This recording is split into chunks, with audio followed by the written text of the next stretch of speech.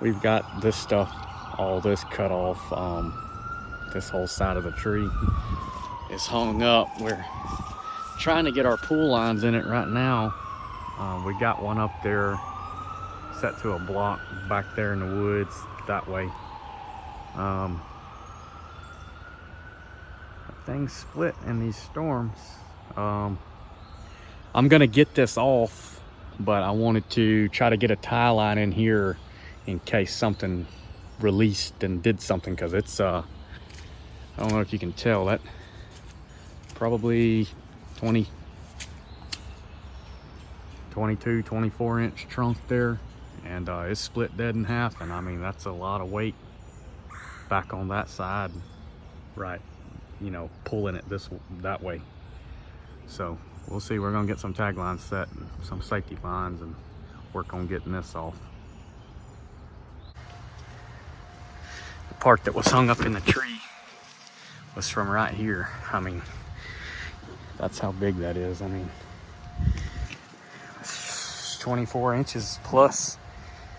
I mean, that's my fist.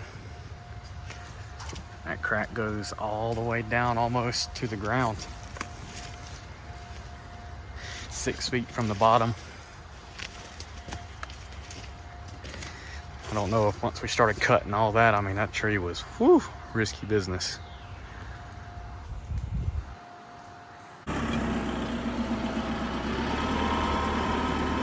Getting moved into position. There's our tree over there.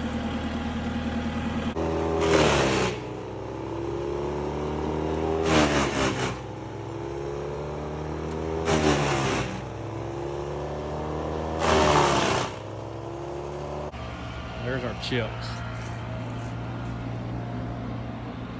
Pretty big pile now, 4 foot tall.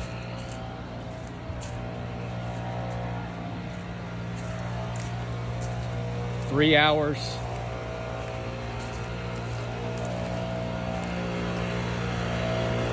Almost all the brush was gone. That's hand feeding 3/4, tractor loading 1/4.